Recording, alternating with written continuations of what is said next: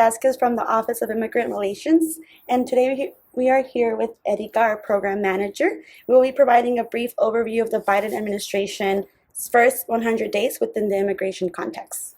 That's right, Sandy. So first we want to emphasize for everyone that there hasn't been any changes in immigration law per se. There have been changes in regulations and in policies and the way that the Biden administration conducts business, but there hasn't been a change in immigration law that would necessarily make it a possibility for people to apply for status right now.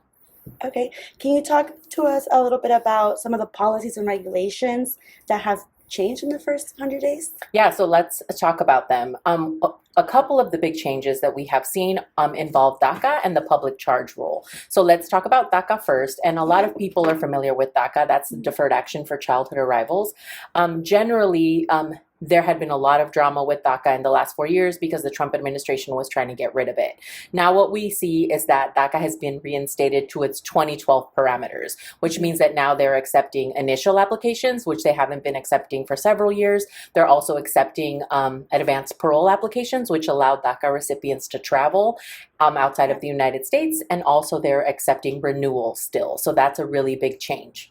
And then when talking about public charge, there had been a new public charge rule that was introduced by the Trump administration. That rule is now dead, and now we have gone back to the 1999 USCIS field guidance that makes it a lot less dramatic for folks to apply. Are there any other changes that you would like to highlight? Yeah, so there's been a lot of changes, but we're going to talk about another three. And one is that there is something known as temporary protected status.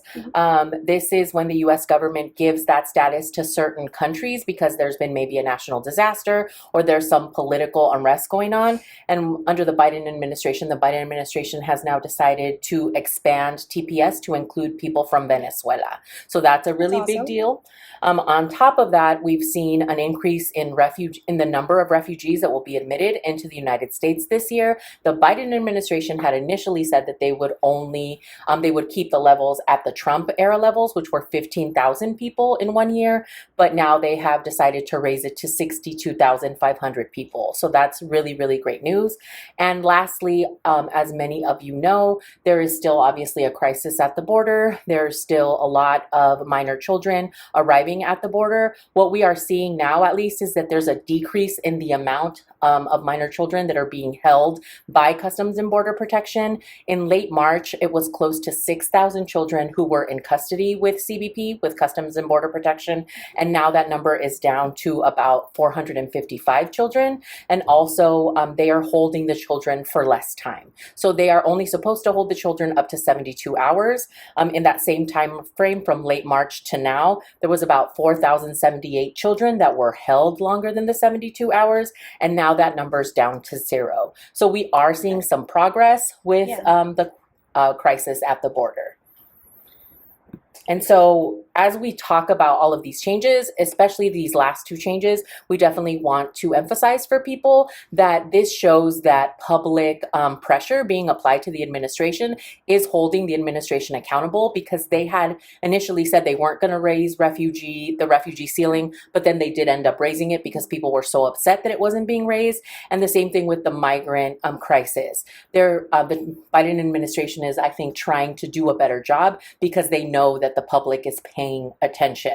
And as we kind of finish talking about these regulation changes and policy changes, it is important to emphasize that, again, there hasn't been a change in immigration law per se. There isn't a way for people right now to, let's say, apply for some type of status through immigration reform. That hasn't happened yet, but we are seeing the Biden administration roll back a lot of the harmful policies that the Trump administration had put in place. Erika, what about the possibility of a comprehensive immigration reform? So let's talk about that, because as we just stated in the prior segment, there has been no change yet, but there are definitely 4 bills that are before Congress right now, and we'll talk about each of them separately. But we do want to again reemphasize for folks that there hasn't been a change in immigration law yet. So please don't go pay someone who's telling you that there's some form that exists, because it doesn't exist, or that they're gonna, if you pay them, they can put you in some line. There is no line right now. There has been no comprehensive immigration reform law passed yet. So we're just going to do a really quick overview of the bills that do exist. So let's first talk about the U.S. Citizenship Act of 2021. That was announced by President Biden on his first day in office, and it would give a pathway to legalization for approximately the 11 million folks that we know are here in the United States who are undocumented. It would be an initial application process that would grant temporary lawful status to people. It would allow them the ability to become lawful permanent residents after being in that temporary status for 5 years. And then after 3 years as a lawful permanent resident, they'd be able to apply for citizenship. The other cool thing about the Citizenship Act of 2021 is that DACA recipients, TPS holders, and also farm workers would be immediately eligible to apply for adjustment of status if the U.S. Citizenship Act ever becomes law. It's currently in the House of Representatives, and it hasn't been moved to committee yet. So that's where that first bill stands. Okay. Erika, what is the Dream and Promise Act of 2021 and who qualifies for it? So the Dream and Promise Act of 2021 focuses on dreamers. And so if we talk about dreamers, we can quickly define them. And dreamers are folks who were brought here to the United States at a young age, right? Usually by their parents. And so they've been living here their whole lives. So under the Dream and Promise Act of 2021, it would create something called a conditional permanent resident status for both dreamers and also DACA recipients, right? Because there's a bunch of dreamers that actually didn't qualify for DACA. Right. So it would give them protection from deportation. It would allow them to work lawfully here in the United States, and it would also permit them to travel outside of the United States. It creates a pathway to legal permanent residency also for people who have TPS and also for people that have something called deferred enforced departure. So those people would also benefit under this act as well. Great. And what about the Farm Workers Modernization Act? What is that? Okay, so the Farm Workers Modernization Act would basically provide undocumented farm workers and their family members with a path to legal immigration status and also to citizenship eventually, right? It would revise the H-2A agricultural guest worker program, and it would also impose mandatory employment verification in agriculture, something known as E-Verify.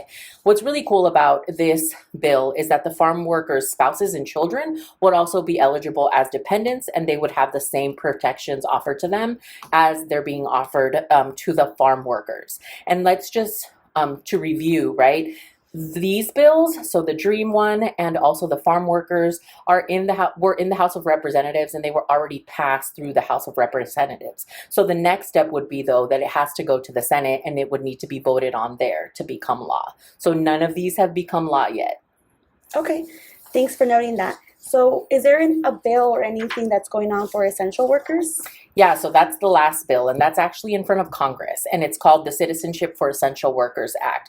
And that would apply to both some legally present immigrants and also undocumented immigrants.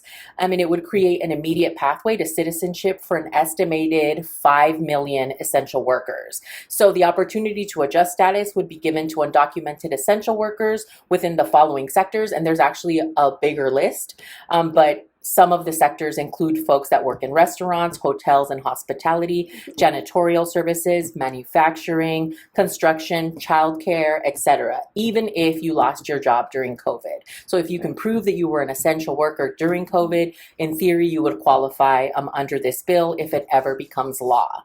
This bill was introduced by Senator Alex Padilla from California, and the bill has been referred to the Senate Committee on the Judiciary, but again, it is not a law yet. Well, thank you, Erika, for all the great information you've provided us today.